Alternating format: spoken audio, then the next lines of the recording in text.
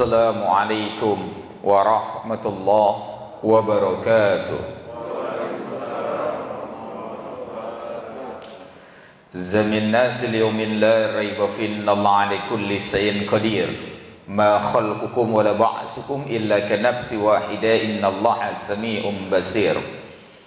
Asyhadu an la ilaha illallah basirun nadir wa sirazul munir al-mab'usu bi asasil haqqi wa usul iman wal khudu'i lil maliki dayyan sallallahu alaihi wa ala alihi wa tabi'ina lahum bi ihsani illa yaumiddin. Amma ba'd, faya ibadallah, wa man ahsanu qawla mimman da'a ila Allah wa amila salih wa qala innani minal muslimin wa qala idan ghafiri zambi wa qabili tawbi sadidil iqab zituli la ilaha illa huwa ilaihil masir.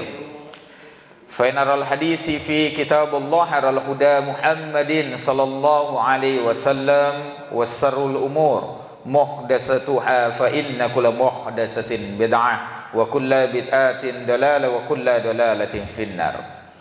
Masral muslimin rahimakumullah, yang mudah-mudahan senantiasa diberikan keberkahan oleh Allah Subhanahu wa taala, ketua beserta seluruh jajaran pengurus DKM.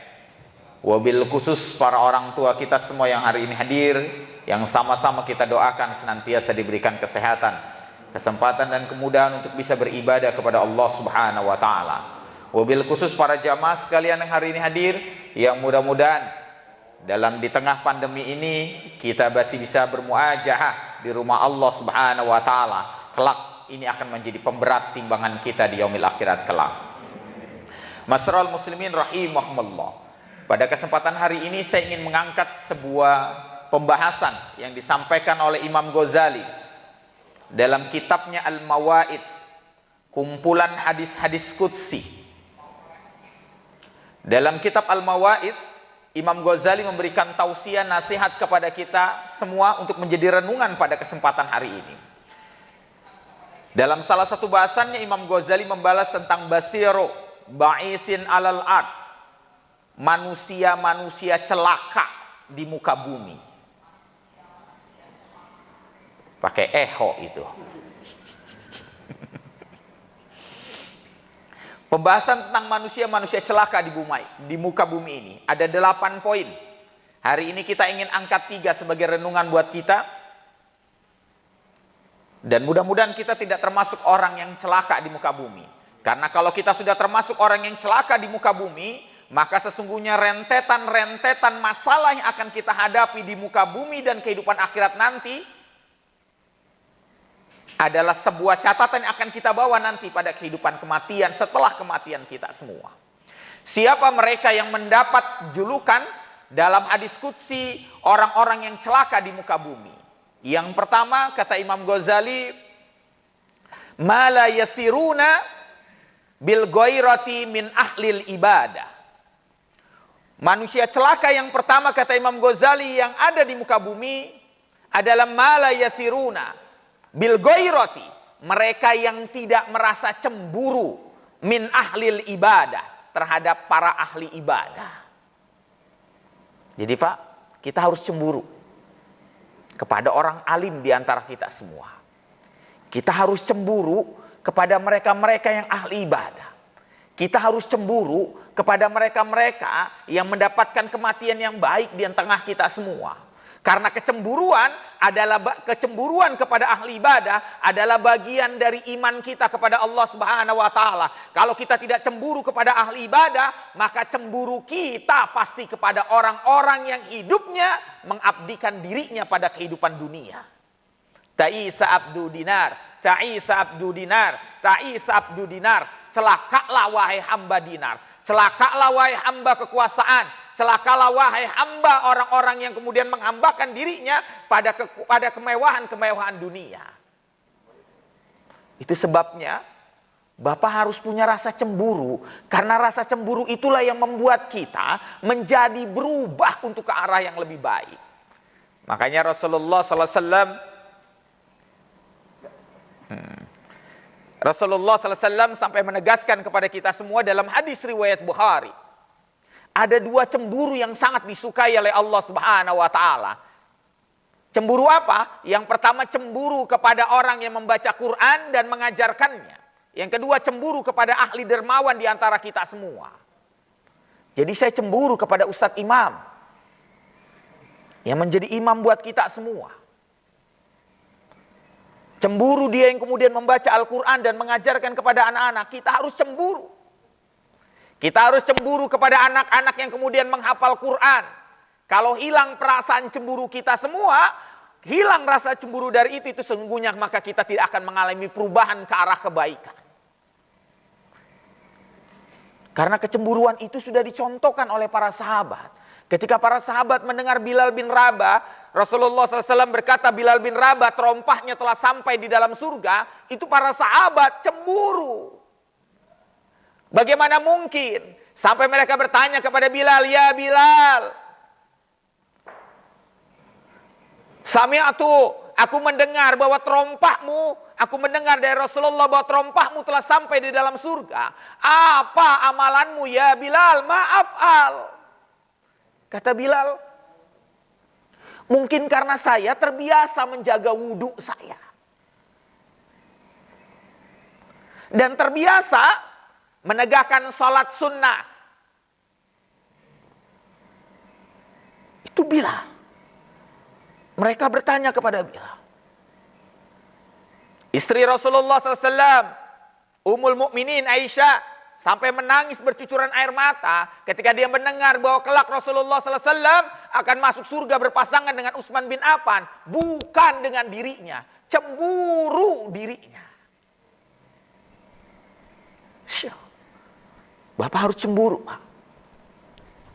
Kalau Bapak kehilangan kecemburuan, siapa yang paling usianya paling sepuh di antara kita semua hari ini? Ada? Ada. Ayah?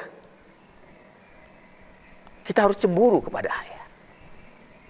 Dalam usianya yang sudah lebih di atas 60 ya? Sudah di atas 70, tapi Allah Subhanahu wa taala masih memberikan kesempatan bagi dirinya untuk hadir di rumah Allah. Cemburu. Kita yang gagah tidak mampu hadir. Kita yang kuat tidak mampu datang. Banyak alasannya.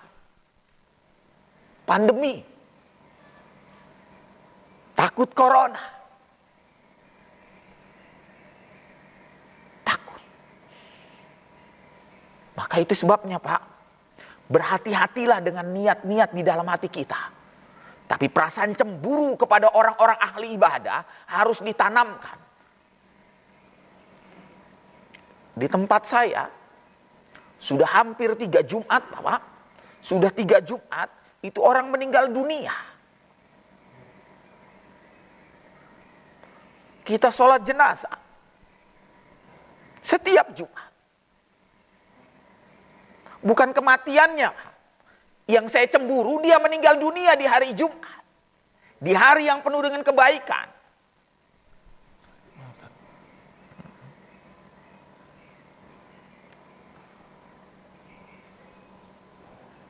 Kepencet? Ya. Cemburu. Itu sebabnya Pak, kalau saya ngurusin jenazah, kalau saya ngurusin memandikan, setiap kali saya melihat kemudian wajah itu, melihat wajah orang yang kemudian saya mandikan, ba'da mautiha, setelah kematiannya ada tanda-tanda kebaikan pada dirinya, cemburu. Dan Bapak harus miliki itu. Karena orang yang celaka, ketika melihat kebaikan orang lain yang dia lakukan, melihat ahli ibadah di tengah kita, hilang perasaan cemburunya. Malah kemudian perasaan benci dan dengkinya, perasaan kemudian kecewa dan marahnya, maka sesungguhnya dia adalah termasuk orang yang celaka di muka bumi.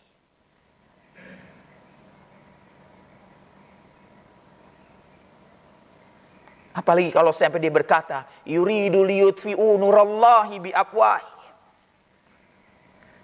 Sampai dia berusaha malah memadamkan orang-orang ahli ibadah sebagai orang-orang yang buruk, sebagai orang-orang yang jahat, sebagai orang-orang yang radikal. Hari ini Pak, kita tanamin perasaan cemburu kita. Maka kalau ngelihat ada orang yang kemudian mampu berinfak dan dermawan, cemburu Pak. Saya kok kagak bisa. Padahal saya punya, tapi saya nggak bisa. Saya punya seorang kawan, usianya sekarang 74 Pak. Saya cemburu sama dia. Kenapa cemburu? Dia belajar Pak, menghafal Quran itu dari umur 64. Berarti sudah 10 tahun. Dan dia sekarang menghafal Pak, sudah sampai 18 juz.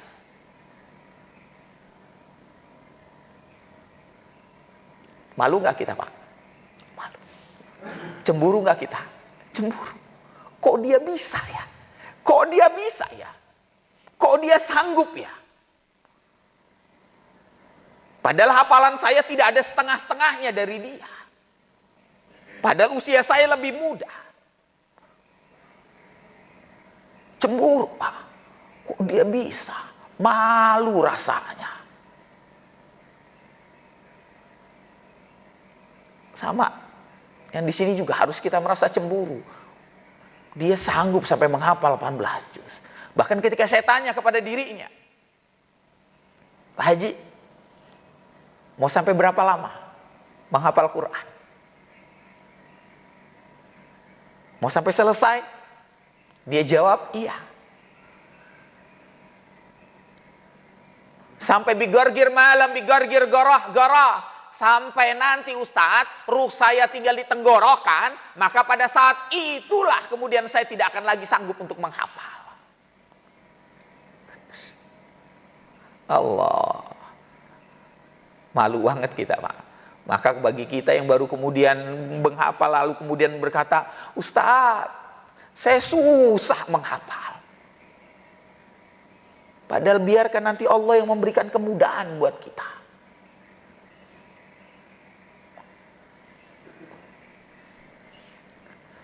Ketua DKM di dekat tempat saya Pak, sekarang lagi mondok. Padahal usianya sudah 58 tahun. Saya pengen mukim Ustadz. Saya pengen mondok. Mondok apa? Saya ingin menghafal Quran Ustadz. Dia mondok di Sentul. Cemburu Pak. Di pesantren Suralaya Abu Hanom, kalau Ramadan itu Pak, berkumpullah para orang tua Pak dari seluruh penjuru Indonesia. Datang.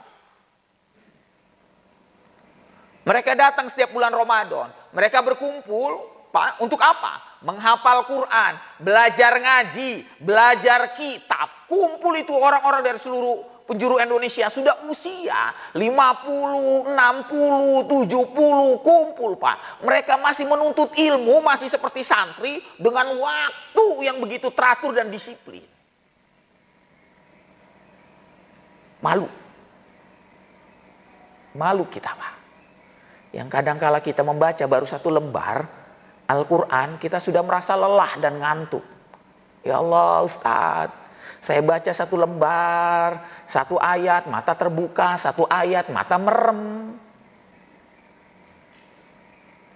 Saya baru baca selembar Ustadz, badan yang tadinya tegak mulai bungkuk, badan yang tadi tegak sudah mulai nyender.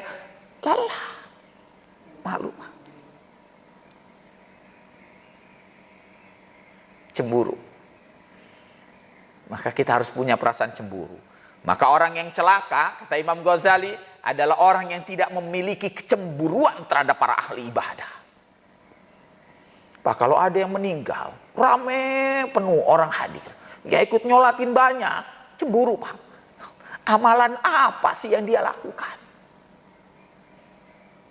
Saya punya seorang tetangga Pak.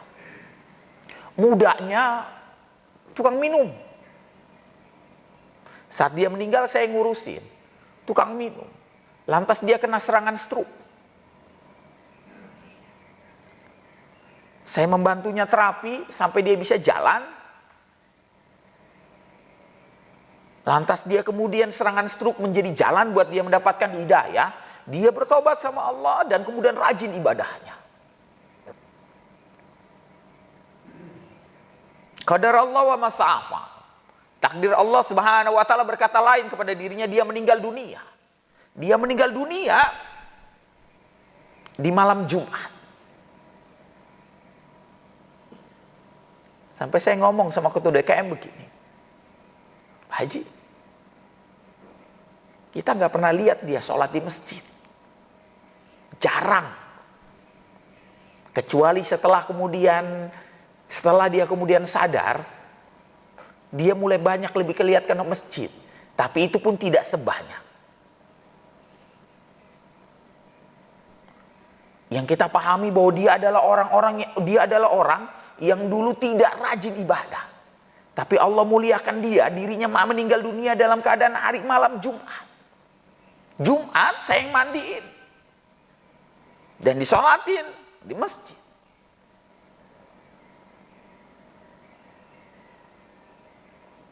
Sampai saya bertanya kepada ketua DKM tidak mengetahuinya. Saya tanya, maaf Al, amalan apa yang membuat Allah Subhanahu wa taala ridho kepada dirinya? Ini perasaan cemburu saya. Lantas Pak, ada yang ngomong, cerita dia adalah orang yang sabar dan ikhlas meskipun dia, Pak, anaknya memaki dirinya. Karena dia stroke, anaknya banyak memaki dirinya. Dia sabar, dia ikhlas.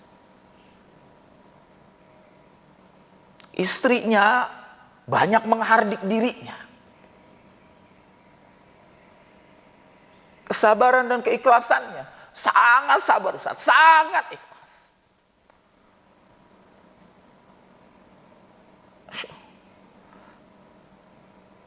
Kita cemburu. Mudah-mudahan Pak, kita sanggup nih nanemin perasaan cemburu. Pokoknya setiap ngelihat kebaikan, saya cemburu. Ustaz Imam ngajarin, kapan saya bisa ngajarin Quran ya?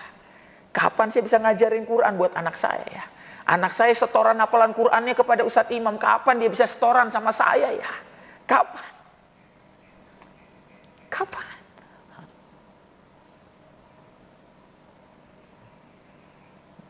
Ini yang pertama. Kata Imam Ghazali, orang yang pertama nanti celaka adalah orang-orang yang tidak lagi memiliki cemburuan. Itu sebabnya Pak, terhadap orang-orang yang memiliki harta dan kemewahan dunia, Rasulullah SAW mengajarkan kepada kita semua, boleh jadi dia orang kaya, boleh jadi dia memiliki kekuasaan, boleh jadi dia memiliki kemewahan dunia Pak, muslim atau tidak muslim, maka cukuplah katakan kepada mereka, wa ma indallahi khairan, di sisi Allah lah terbaik buat kita semua.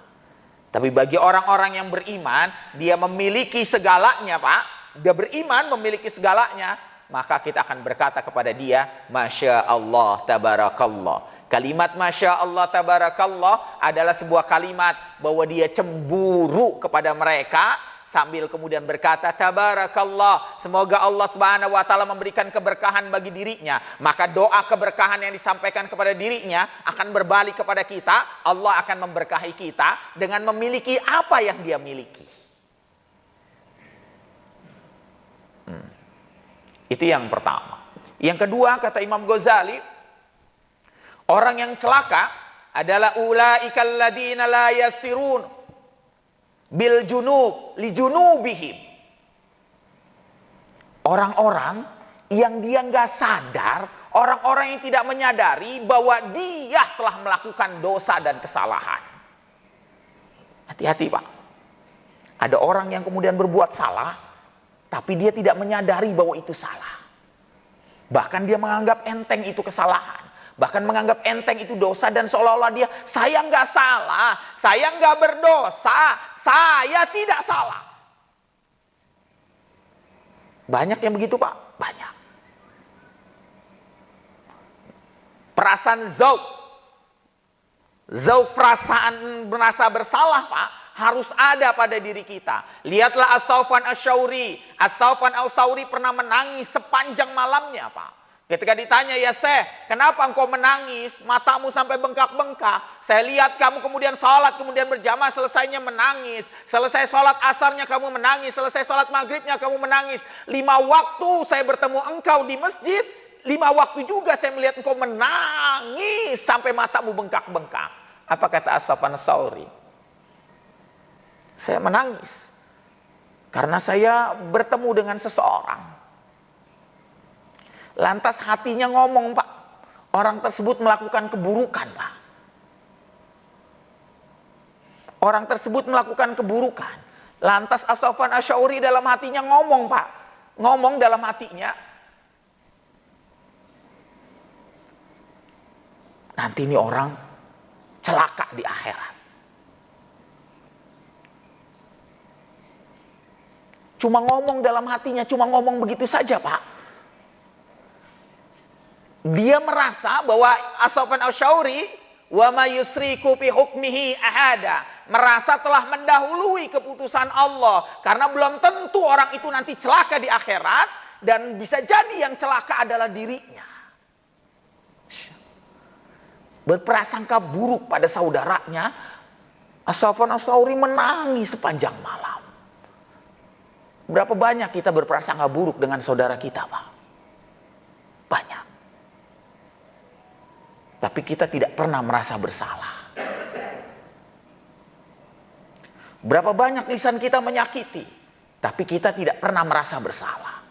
Maka meminta maaf kepada saudara kita, Pak, bukanlah sesuatu yang hina. Meminta maaf adalah bagian kita untuk melembutkan hati dan pikiran kita. Ibnu Jauzi sampai berkata, sesungguhnya merasa tidak bersalah, merasa tidak berdosa adalah kain kapan yang membungkus kemudian hati di dalam hati kita.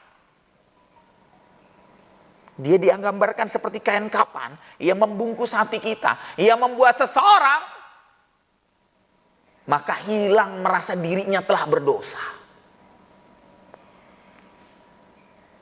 Rasulullah SAW berapa kali Rasulullah membaca istighfar? 100 kali. Apa Rasulullah SAW orang yang pendosa? Tidak. Tapi Rasulullah SAW merasa menjadi orang pendosa. Padahal maksum, terjaga dari semua kesalahan. Maka sifat ditanamkan perasaan bersalah itu, Pak, harus selalu ada. Makanya wajar, Pak, para ulama-ulama salafus saleh. Imam Hasan Al-Bisri daun jatuh nangis. Nangis, daun jatuh itu nangis Imam Hasan Al-Bisri. Kenapa? Karena takutnya daun ini dia yang menyebabkan jatuhnya. Kita punya perasaan begitu gak, Pak? Terasa jauh. Terasa masih. Kepekaan merasa kemudian bersalah itu luar biasa. Dan itu dimiliki oleh para sahabat. Dimiliki oleh para ulama, perasaan bersalah. Pernah saya sampaikan Imam Syafi'i nangis ketika kemudian masuk dalam masjid.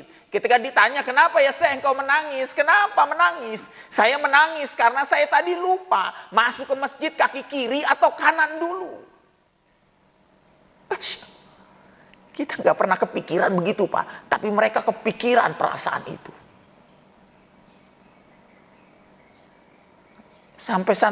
Sampai muridnya berkata, ya Syekh, itu kan cuma sunnah. Maka Imam Syafi'i menjawab, sunnah itu bentuk mahabbah, perasaan cinta kepada Rasulullah SAW. Kalau sunnah saja saya tinggalkan, maka akan hilang perasaan cinta saya. Jadi Pak, kalau kita melakukan kesalahan dan dosa, jangan pernah menganggap bahwa kita tidak bersalah.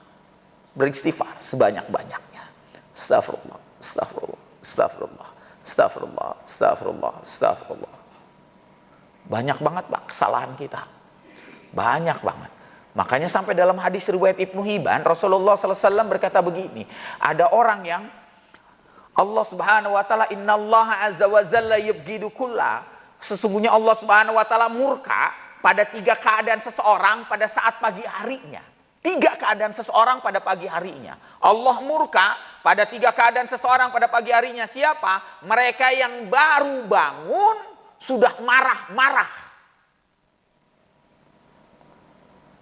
Kita bukan. Jadi Pak, jangan teriak-teriak bangun. Makanya diingetin sama alarm masjid. Ya, 10 menit sebelum azan baca doa bangun tidur. Alhamdulillahilladzi ahyana ba'da amatana wa ilaihin nusur. Kita diingetin untuk membaca doa. Allah nih yang bangkitin kita hidup kembali. Diingat. Allah murka tuh kepada orang yang bangun tidur langsung marah-marah. Kopi mana? Makanannya mana? Sarapannya mana? Allah murka. Siapa mereka lagi yang keadaan yang kedua? Orang yang ketika bangun tidur langsung berkeluh kesah terhadap kehidupan dunia.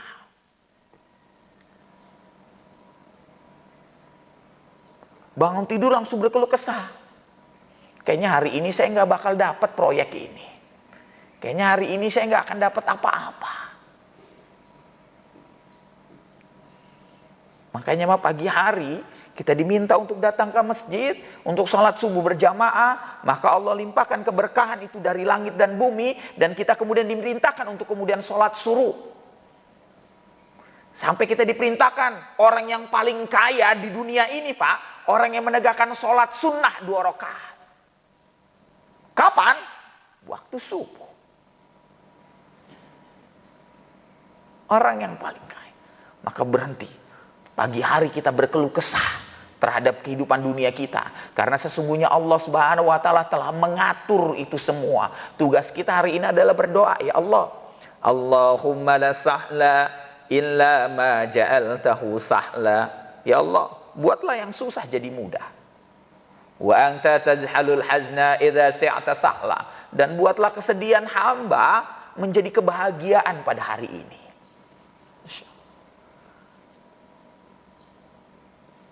Allah benci pada orang yang bangun pagi dengan 3 keadaan tersebut. Siapa yang Allah benci? Yang ketiga, orang yang bangun pagi sudah memutuskan tali silaturahim dengan orang lain. Bangun pagi, dia berangkat kerja, bertemu dengan saudaranya. Dia sudah putuskan saudaranya. Benci, dia bertemu dengan orang yang dibenci. Sengaja padahal pagi hari Allah sengaja bangun pagi. Dia berangkat kerja, bertemu dengan orang yang kemudian dia sebenarnya ada permasalahan dengan hati dan pikirannya. Dia bertemu, sengaja Allah pertemukan untuk memperbaiki hubungan. Tetapi pada saat itu dia justru menghindar dan menjauhi sambungan tali silaturahim yang Allah berikan kepada dirinya. Ada yang begitu? Banyak Pak. Allah benci. Makanya sampai Rasulullah SAW 3 kelompok yang 3 keadaan tersebut sesungguhnya Allah Subhanahu wa Ta'ala memurkainya dari matahari terbit sampai matahari terbenam. Allah murka kepada dia. Nah. Jadi perasaan bersalah harus ada. Makanya Ibnu Qayyim al-Jauziyah sampai berkata kepada kita semua, mudghah segumpal darah,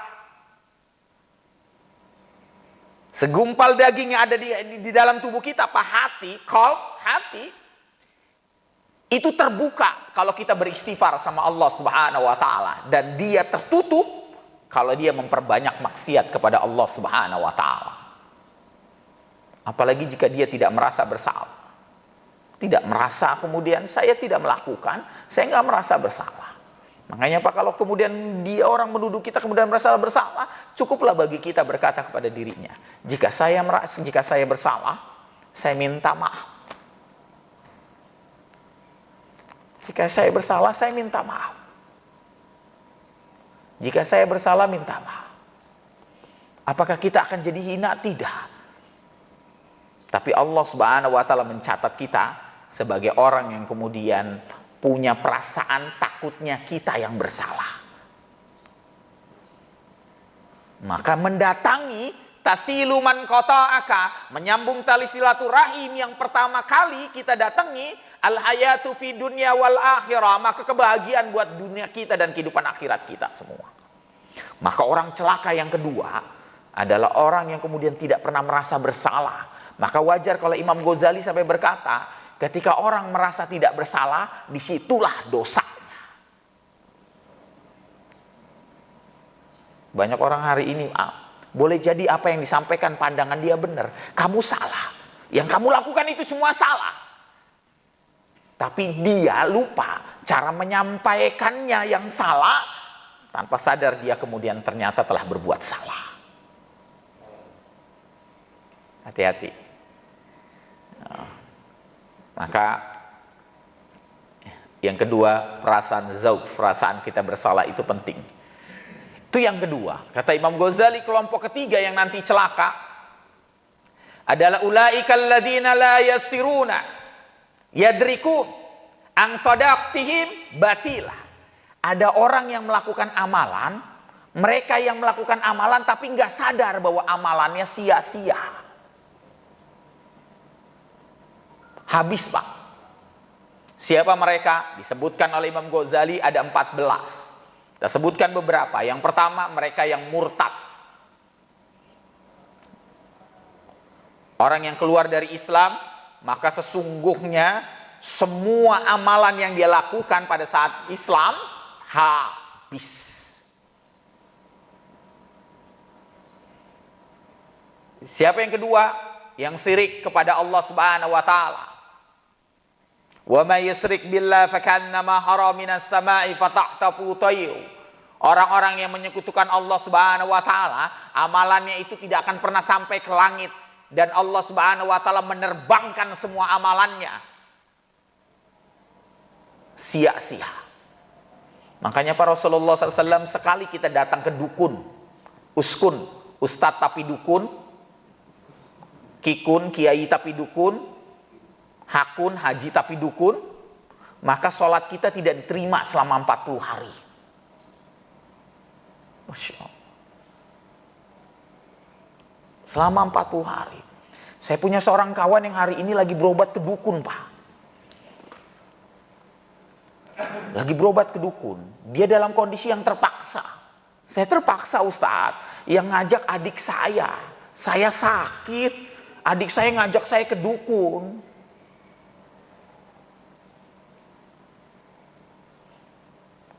Adik saya ngajak saya terpaksa, nggak bisa apa-apa. Kamu punya anak laki-laki yang besar? Ada, Ustaz. Maka anak laki-lakimu bertanggung jawab terhadapnya. Kebetulan suaminya sudah tidak ada.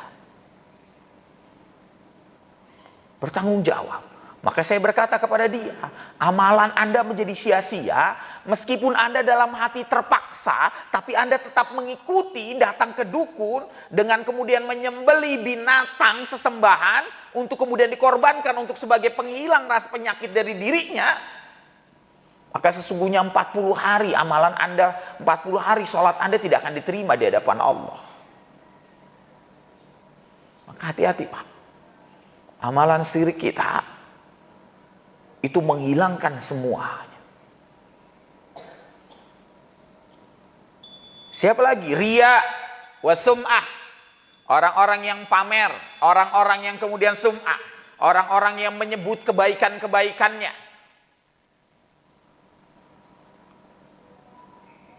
Attaba'u annaku al-an wa aza.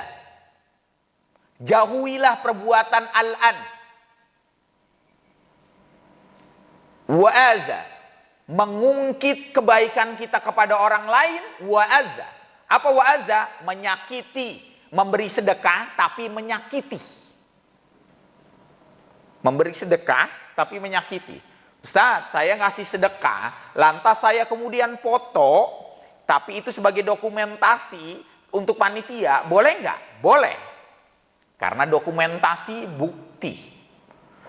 Tapi lantas dia kemudian ngasih sedekah, dipoto, lantas kemudian dipajang untuk kemudian di media sosial dan lain sebagainya, diberikan kabar kepada orang lain bahwa dia sudah melakukan kebaikan, musnahlah semua amalnya.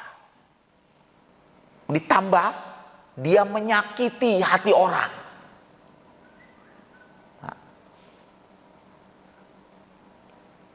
Menyakiti hati orang dia. Ada orang, Pak, yang dikasih sedekah itu merasa malu. Makanya, Pak, seorang muslim, Pak, kalau dikasih sedekah itu malu. Dikasih sedekah itu malu. Abu Darda, Pak, suatu ketika sakit. Abu Darda itu punya amalan luar biasa, Pak. Ini sindiran aja buat kita. Abu Darda di zamannya, Pak, itu selalu membeli burung yang dikandangin. Nggak nyindir ini. Dia selalu beli burung yang dikandangin. Gimana caranya cari uang, beli itu burung, setelah itu dilepas. Itu Abu Darda. Itu amalan luar biasa, Pak. Untung sekarang lagi musimnya cupang. Betul, Pak. Mau main layangan, udah tua main layangan gitu, Pak. Oh, layangannya kuntilanak lagi, Pak. Udah tua main layangan, nakut-nakutin orang pakai kuntilanak. Ada di sini? Mudah-mudahan nggak ada. Abu Darda suatu ketika sakit, Pak. Datanglah tuh, Pak, para murid-muridnya, dikasih, Pak. Itu Abu Darda memalingkan wajahnya menerimanya. Menerimanya, memalingkan wajahnya. Menangis keluar air mata. Ketika ditanya, ya Syekh, limaza? Kenapa? Saya malu. Saya malu menerima sedekah, saya malu. Pak, ada orang-orang yang dikasih sedekah itu malu, maka jangan sakitinya. Maka Rasulullah SAW berkata, "Attabau annaku al-an wa aza." Maka jangan sakiti dirinya dengan Anda bersedekah, lantas Anda kemudian memberi kabar kepada yang lainnya bahwa Anda telah bersedekah kepadanya. Sakit. Cukuplah Allah yang tahu. Sekarang kan begitu, Pak. Ngasih hadiah di media sosial dipajang.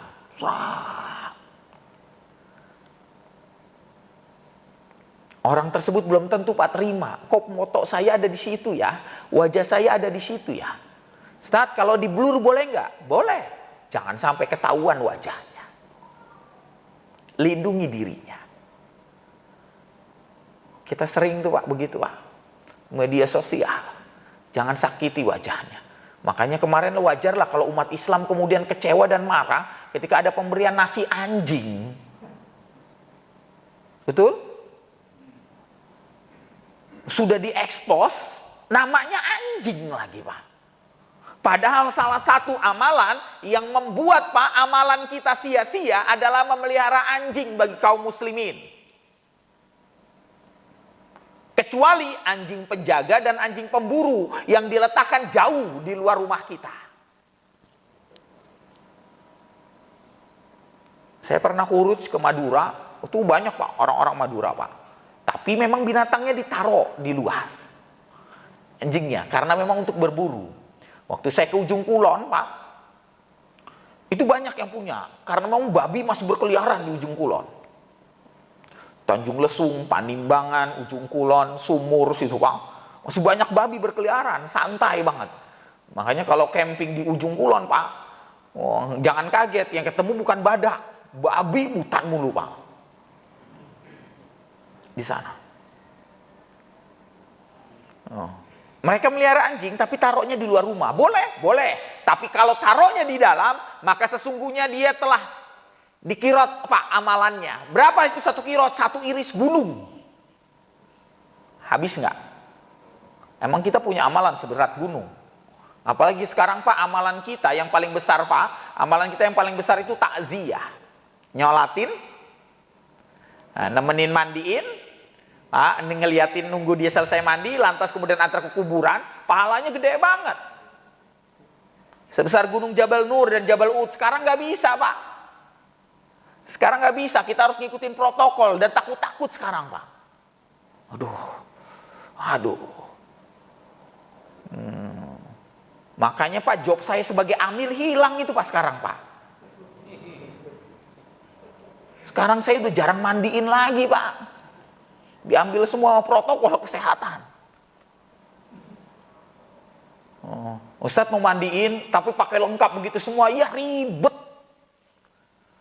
Ribet, pasti nggak akan sempurna.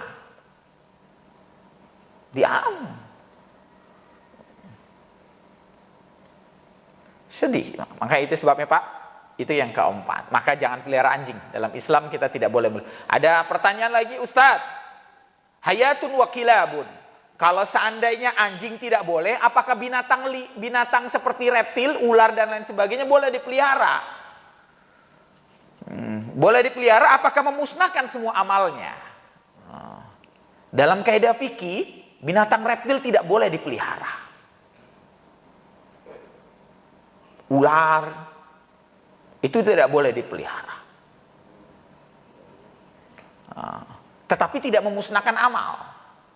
Tapi tidak boleh dipelihara. Karena salah satu ular adalah bentuk bagian dari penjelmaan jin. Makanya kita tidak boleh memelihara. Meskipun ada ular yang penjelmaan jin muslim.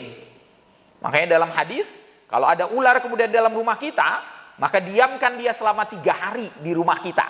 Karena bisa jadi jin muslim yang mengungsi. Tapi nggak mungkin kita 3 hari dia tidur di rumah. Kalau ular piton gede banget, ha? Atau usir dia sebanyak 3 kali. Bismillahi Allahu Akbar, Bismillahi Allahu Akbar. Jika dia 3 kali tidak mau keluar, faktuluhu, maka kita boleh membunuhnya. Atau kita ambil hadis yang kedua, diamin 3 hari. Meskipun dalam hadis yang lain ada tanda hitam di keningnya. Setiap ular jin kafir itu ada kemudian ada tanda hitam di keningnya. Tapi kan kita nggak sibuk nyari warna hitam di keningnya, Pak. Keburu dipatok deket-deket. Nggak bisa. Jadi hati-hati dengan penghilang amal kita, Pak. Orang yang beramal tapi tidak berniat karena Allah Subhanahu wa taala. Ini ada satu lagi, Pak. Yang 14 itu kata Imam Ghazali. Ada satu lagi kata Imam Ghazali, kedurhakaan kepada orang tua menghabiskan seluruh amal-amal kita. Hati-hati.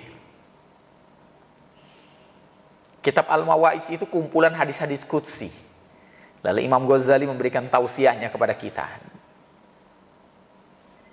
Kedurhakaan kepada orang tua menghabiskan seluruh amalannya. Ketika ditanya, ya Syekh, kenapa? Kata Imam Ghazali, Anda berbuat baik dengan tetangga, Anda berbuat baik dengan orang lain, Anda berbuat baik dengan siapapun, tapi Anda tidak berbuat baik dengan orang tua Anda. Sia-sialah amalnya.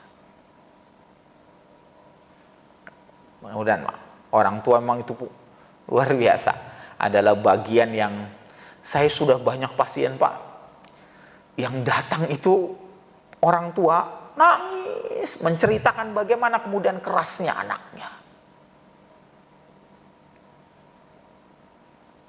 Ada sampai saya pikir tadinya cuma di media sosial. Ternyata ada yang datang kepada saya berkata begini, Ustaz, apa yang harus saya lakukan? Anak saya menuntut harta warisan,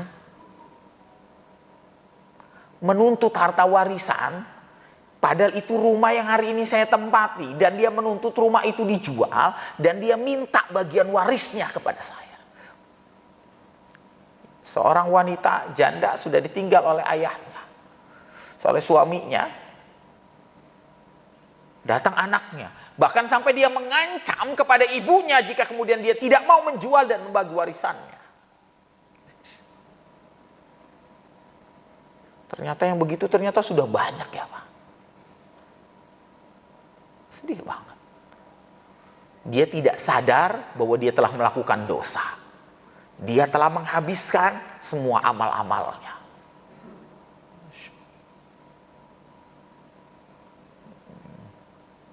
Maka wajarlah, Pak, kalau Imam Ghazali sampai berkata begini kepada kita semua. Ya Syekh, ini pertanyaan ringan yang disampaikan oleh murid-muridnya. Syekh, di neraka nanti paling banyak anak atau orang tua? Anak atau orang tua? Kata Imam Ghazali menjawab begini. Kebanyakan anak masuk neraka karena kedurhakaannya kepada orang tua. Sementara orang tua banyak masuk neraka karena kelalaiannya dalam mendidik anak.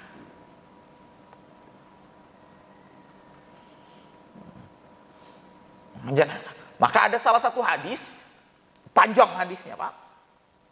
Yang diriwayatkan oleh Imam Tabari, salah satu min asrati sa'ah, salah satu tanda kiamat, makin banyaknya anak-anak durhaka di tengah kita.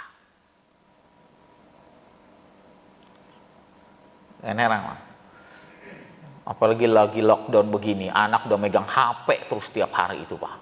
Masya Allah.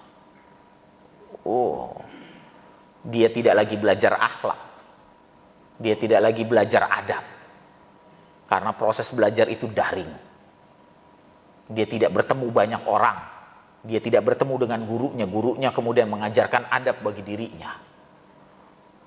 Maka saya termasuk orang yang tidak terlalu suka dengan belajar daring dari anak-anak saya, karena dia tidak belajar adab dan akhlak nantinya, karena tidak bertemu. Maka saya tetap suruh anak saya untuk ngaji di guru ngaji yang di kampung-kampung, ngaji, datang. Kalau tidak, kehilangan belajar akhlak dan adab. Karena itu yang kurang. Jadi hati-hati Pak dengan 3 amalan ini yang sesungguhnya akan membuat kita jadi manusia-manusia celaka. Dan kalau sudah kita dicap oleh Allah sebagai manusia celaka, maka hilanglah semuanya Pak. Yang pertama, yurfaul barakah, Allah angkat itu semua keberkahan. Maka hidup kita gelisah, tidak tenang dan lain sebagainya Pak. Ada seorang kawan, dia cerita ayahnya seorang pemilik perusahaan percetakan besar. Sampai Kalbe Parma juga datang kepada dia untuk minta kemudian dibuatkan dusnya percetakannya. Dia buat, wow, besar. Apa lantas kemudian dia bahagia? Tidak Pak. Dia nggak pernah bahagia. Dia menjauhi kedekatannya kepada Allah Subhanahu wa taala, gelisah Pak. Dan di penghujung pensiunnya Pak, dia gila. Padahal dia memiliki segalanya. Anaknya datang kepada saya untuk rumahnya untuk ngerukyah dirinya. Diambil. Yarfal rizqa. Maka nanti Allah ambil itu semua rezekinya. Pak, yang dimaksud rezeki bukan harta saja. Yang diambil rezekinya adalah anak soleh daripada dirinya. Diambilnya anak salihah, istri yang salihah. Sehingga orang-orang yang ada di sekitarnya Pak adalah orang-orang yang keras hatinya. Dan dia berada di lingkungan orang-orang yang kemudian tidak mengingatkannya kepada Allah. Malah membuatnya jadi semakin jauh kepada Allah. Dia berada pada orang-orang yang tidak menambah kebaikannya kepada Allah, tapi justru menambah kemudian jauhnya pada Allah. Sedih itu Pak. Kalau sudah seperti itu. Orang-orang yang celaka. Maka mudah-mudahan ini jadi renungan dalam kitab Al-Mawa'idz Imam Ghazali, agar kita tidak menjadi orang-orang yang celaka. Kita harus cemburu kepada para ahli ibadah. Maka saya selalu cemburu itu kepada orang-orang tua seperti ayah. Cemburu. Di tempat saya pensiunan semua, komplek Pepabri Pak, pensiunan angkatan bersenjata. Tua-tua, ada yang sangat tua, rajin banget Pak. Pakai tongkat. Udah pakai tongkat Pak, sambil bawa kursi yang dilipat. Tangan kanan bawa tongkat, satu bawa kursi dilipat. Masya Allah. Malu kalau kita begitu Pak. Kita masih gagah. Saya iri dengan seorang kemudian yang membangunin Pak. Dia rajin banget Pak. Sebelum 10 menit sebelum azan dia rajin ngebangunin Pak. Rajin ngebangunin. Jadi alarm banget buat jamaah. Makanya ketika ada jamaah yang kemudian saya kesiangan hari ini. Kenapa? Saya kesiangan hari ini. Biasanya ada yang bangunin. Di masjid itu Pak 10 menit sebelum azan dia ada yang bangunin. Tapi ini dia kesiangan. Saya kesiangan. Dia kangen. Ternyata pas diselidiki si fulan sakit. Allah. Tahu siapa yang ngebangunin Pak? Usianya udah sepuh. Iya, kalau dia ngaji suaranya suara sepuh tapi ngingetin orang untuk bangun. Cara Allah, iri, cemburu. Dan kita hari ini harus merasa bersalah Pak, kalau kita tidak bisa hadir jamaah, kita tidak bisa hadir di majelis taklim, harus merasa bersalah nih Pak. Astagfirullah. Kok saya kagak datang? Padahal saya nggak ada rukso, saya nggak ada keringanan, saya masih kuat dan saya masih segar. Mudah-mudahan kita termasuk orang-orang yang dimudahkan oleh Allah Subhanahu wa taala. Barangkali itu, kurang lebihnya saya mohon maaf. Billahi bismillah. Assalamualaikum warahmatullahi wabarakatuh.